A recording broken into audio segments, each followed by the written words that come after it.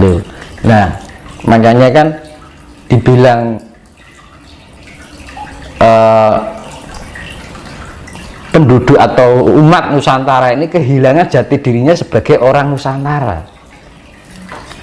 Tidak hanya dari level sudra, level raja-raja dalam arti petinggi negara ini wis orang gagas itu, nggak peduli dengan jati diri Nusantara. Katanya ingin menjadi suatu negara yang harus menjadi ada di dunia. Sekarang gini ya, nggak usah jauh-jauh kita berpikir tentang kejayaan Nusantara. Asal usul Nusantara aja dilupakan kok. Nggak usah asal usul dulu, asal usul diri aja loh, nggak tahu gimana akan memperbesar Nusantara.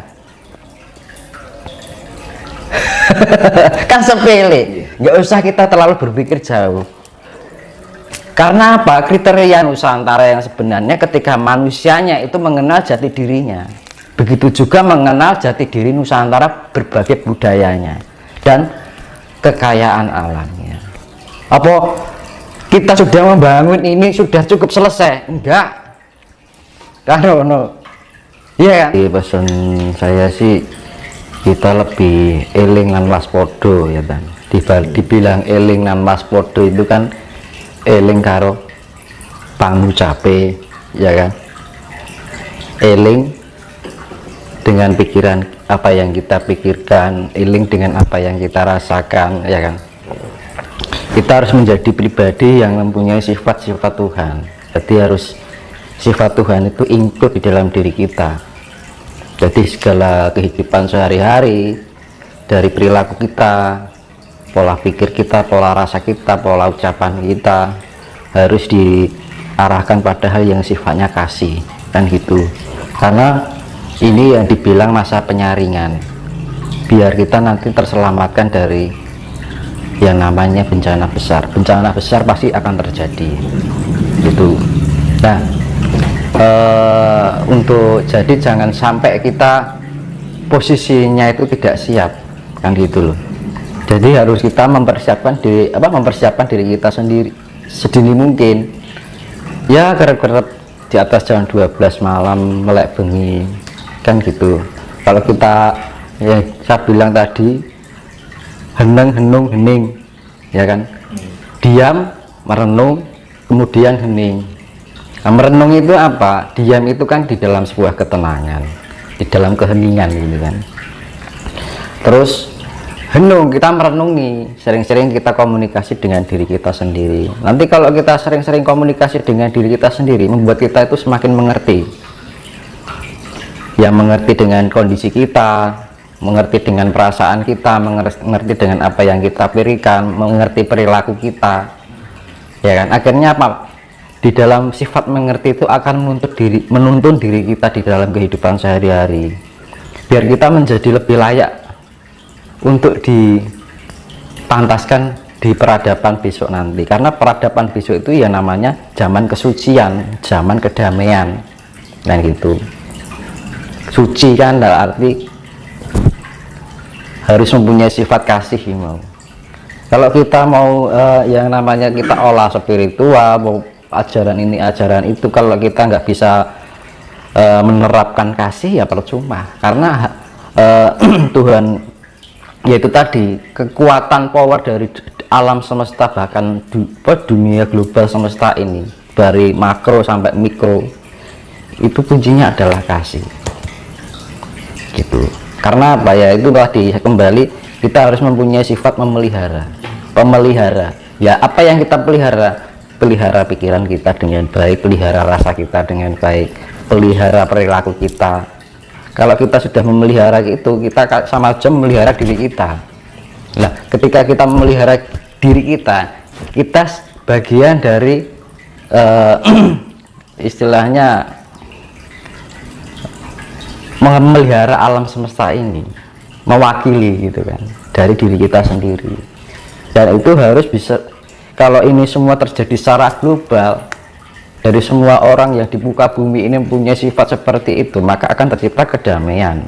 Tapi secara global ini masih antara sifat buruk dengan sifat damai ini masih condong ke buruknya, ya nggak akan mungkin tercipta kedamaian. Makanya kan Jalan satu-satunya ketika ibaratnya gini, kalau bahasa Jawa, hamenangi zaman edan ewo hayo ing pambudi jantraning jagat wis pinasti, ya kan.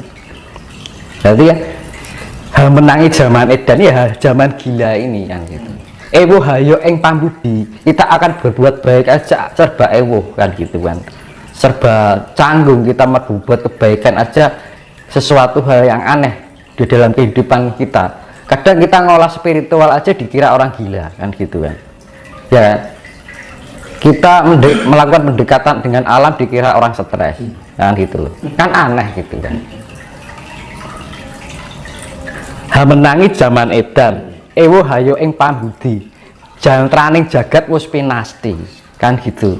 Jantraning jagat wis pinasti berarti kalau sudah mencapai tingkat kegilaan sampai ingin berbuat hal yang sifatnya budi pekerti aja dianggap yang aneh gitu kan. Ya akhirnya apa? Jantraning jagat, jantra itu kan jangka, jagat mesti ya akan bekerja ya alam.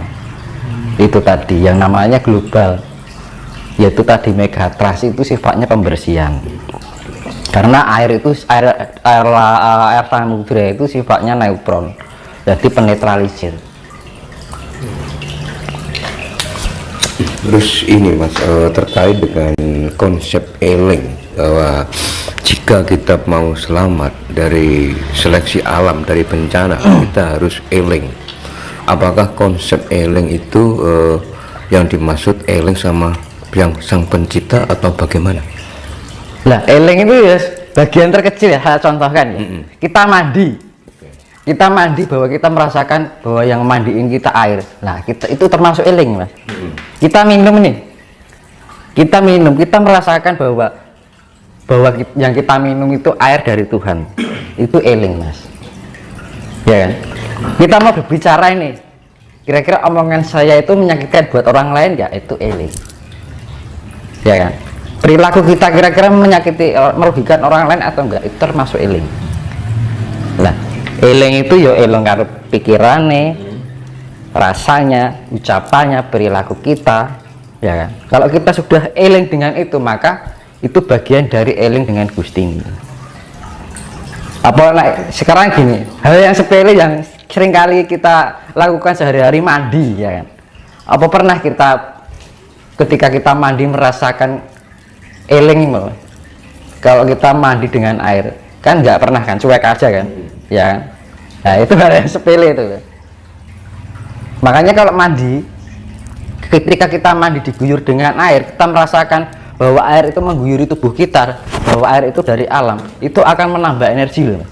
Karena ada sinergi antara alam dengan mindset kita ini, cipta rasa karsa ini. Dan itu akan membangkitkan energi di dalam diri kita. Sepele kan? Mandi itu juga disadari loh. Makan pun juga, ketika makan itu kita sadari. Ini nasi ini dari hasil bumi. Saya sadari kita setiap makan nih, jangan asal makan aja gitu kan, tapi kita rasakan ketika masuk ke rohani. Nah ini akan sinergi nanti dari kekuatan bumi yang masuk ke tubuh kita, itu akan membangkitkan energi. Sebenarnya gitu, kalau kita ya dari namanya eling itu kan menyadari ya. Rasa rumongso itu eling. Dan waspada juga lagi, waspada dengan ucapan kita, ya sama aja sebenarnya.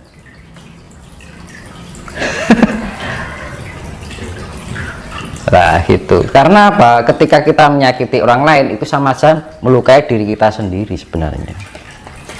Karena apa? Hukum imbal balik, hukum feedback, hukum cermin, ya kan? Kalau kita pantulkan biru ya kembalinya biru, kalau pantulkan merah kembalinya merah, ya sama aja.